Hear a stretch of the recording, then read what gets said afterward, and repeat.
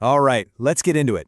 When we think about the war on drugs, we usually picture things happening on land, maybe in the air, but there's this whole other secret front, a high-tech arms race that's happening just beneath the waves.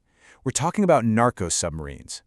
Now get this. Since 2006, authorities have actually managed to capture over 200 of these incredibly sophisticated smuggling vessels. I mean, just that number alone is wild. It tells you this isn't some small-time operation. This is a massive, industrial-scale effort hiding in plain sight. And, that really leads to the much bigger question. If over 200 is the number they caught, well, how many slipped right through the net? How many of these things are gliding silently through the ocean right now? The honest and kind of unsettling answer is nobody really knows. Right, so the ones we do know about, the ones that get caught, well, it's usually because of these incredibly dramatic, high-stakes showdowns on the open ocean. And they give us this rare, fascinating peek into a world that's designed from the ground up to be completely invisible. I mean, just picture this scene. A patrol plane spots something weird. It's just a couple of pipes sticking out of the water. Next thing you know, Coast Guard speedboats are racing towards it, and officers have to literally jump onto the hull of this moving, half-sunk craft, hammering on the hatch to get the smugglers inside. It's straight out of an action movie. And here's why they go to all that trouble. The payoff is just unbelievable. That one vessel they jumped on, it was carrying 3,000 kilograms of cocaine. You put that next to what a typical speedboat can carry, and you instantly get why the cartels are willing to pour millions of dollars into this tech. It's a whole different ballgame. So how did we even get here? These incredible machines didn't just pop up overnight. Nope, they're the product of a decades-long cat-and-mouse game, a real engineering arms race between the smugglers and law enforcement.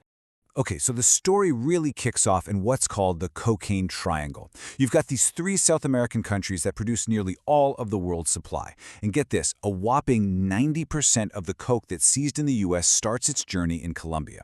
So for the cartels, the billion-dollar question has always been, how do we move all that product north? For a long time, the methods kept evolving. Back in the 60s, it was almost laughably simple. Just hide it in a suitcase. By the 80s, the era of Pablo Escobar, they upgraded to whole fleets of little Cessna planes and these custom-built go-fast boats. But every time the smugglers innovated, law enforcement adapted. And by the 1990s, new, advanced radar systems made flying or skimming across the surface of the ocean way too risky. So they had a huge business problem on their hands. Their main shipping lanes were getting shut down.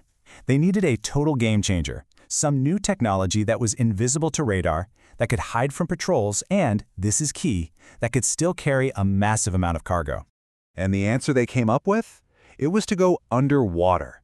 This is when they started developing what the authorities now call the Ghost Fleet, a whole diverse, constantly evolving family of custom-built smuggling submarines. And here's the stat that just blows my mind and shows you how well this worked. The cartels started using these things around 1990, but the very first one wasn't captured until 2006.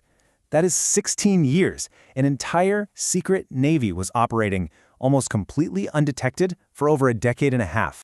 And it's not just one kind of sub either. The most common one you see is the low-profile vessel, or LPV.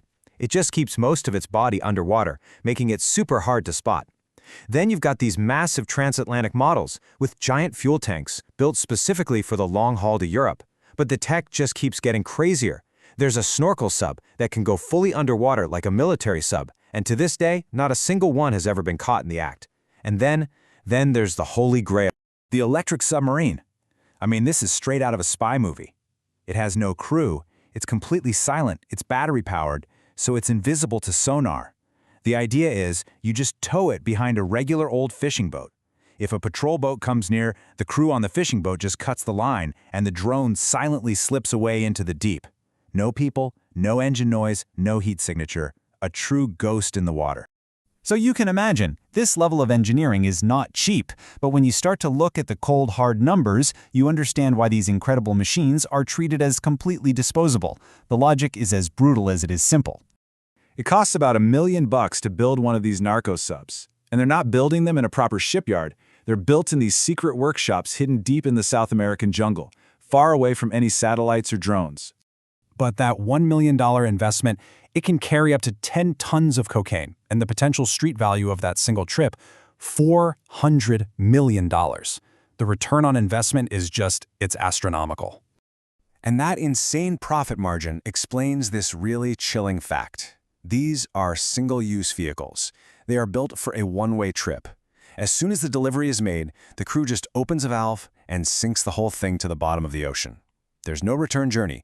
The goal is to leave absolutely no trace, no evidence that could ever be followed back. This is their standard procedure. It's called scuttling. If a patrol ship gets close, the crew's #1 job is to open the sea valves, flood the sub, and get out of there. And for years, before a law changed in 2008, the crew would just be picked up as shipwreck survivors because all the evidence, the sub, the drugs, was now thousands of feet down on the ocean floor. So how on earth do you fight an enemy that operates in the shadows and literally sinks all the evidence? Well, the fight had to evolve. It had to move from the open ocean and into the world of human intelligence. The big breakthrough was this realization. The best way to stop the subs wasn't necessarily to catch them in the water. It was to find and capture the brilliant, shadowy engineers who are actually designing and building them in those secret jungle camps. And that new strategy led to a massive victory in 2022 with the capture of this man, Oscar Moreno Ricardo, known as the king of Narco submarines. This guy wasn't just some smuggler. He was the master builder, the brains behind some of the most advanced vessels being made for the top cartels. Taking him out was a huge blow to their whole operation. But here's the thing. As important as his capture was, it's just one victory in a war that is very much still going on. The hard reality is, for every master builder like Ricardo that gets caught, there's another brilliant, ambitious engineer being recruited to go work in a jungle workshop, designing the next generation of ghost ships. And that really brings us to what's next. We've already seen that they're working on crewless, electric, autonomous drone submarines. As the technology keeps getting better and cheaper, the next Narco sub won't have a human crew at all. No weak link to capture. And that leaves us with one final, pretty haunting question. How do you stop a ghost?